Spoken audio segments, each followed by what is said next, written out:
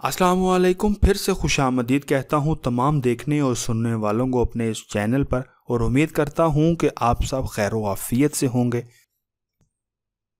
آج کی ہماری ویڈیو اسی سیریز کی دوسری ویڈیو ہے جو ہم نے لاسٹ ٹائم شروع کی تھی، جس میں ہم آپ کے ساتھ جنت میں لے جانے والے 40 اعمال ڈسکس کر رہے تھے۔ لاسٹ ویڈیو میں بھی ہم نے 5 اعمال آپ کے ساتھ شیئر کیے تھے، اور اس ویڈیو میں بھی ہم آپ کے ساتھ اگلے 5 اعمال شیئر کریں گے جن پر عمل کر کے ہم جنت کے حقدار بن سکتے ہیں، اور اللہ تعالیٰ سے دعا ہے کہ میرے تمام سننے والے ان پر عمل کر کے جنت کے طلبگار بن سکیں۔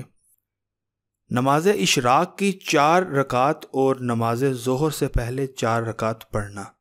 سیدنا ابو موسیٰ رضی اللہ تعالیٰ عنہ سے مروی ہے، وہ بیان کرتے ہیں کہ رسول اللہ صلی اللہ علیہ وآلہ وسلم نے فرمایا، جس شخص نے نماز اشراق کی 4 رکعتیں اور پہلی نماز یعنی نماز ظہر سے پہلے 4 رکعتیں پابندی سے پڑھی، اس کے لیے جنت میں گھر بنا دیا جاتا ہے۔ نماز فجر اور نماز عصر باقاعدگی سے ادا کرنا۔ سیدنا ابو موسیٰ رضی اللہ تعالیٰ عنہ سے مروی ہے کہ رسول اللہ صلی اللہ علیہ وآلہ وسلم نے فرمایا، جس شخص نے 2 ٹھنڈے وقت کی نمازیں یعنی فجر اور عصر ادا کی، وہ جنت میں داخل ہوگا۔ ہر فرضی نماز کے بعد آیت الکرسی پڑھنا۔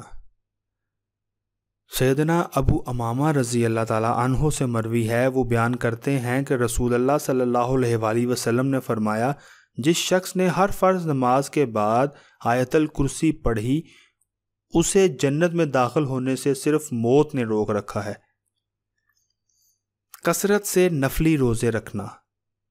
سیدنا ابو امامہ رضی اللہ عنہ سے مروی ہے کہ انہوں نے عرض کیا، اے اللہ کے رسول صلی اللہ علیہ وآلہ وسلم، مجھے کسی ایسے عمل کا حکم دیجئے جس کے ذریعے میں جنت میں داخل ہو جاؤں۔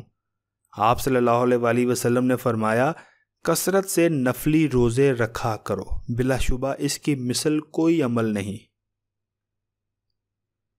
اچھی گفتگو کرنا اور کھانا کھلانا۔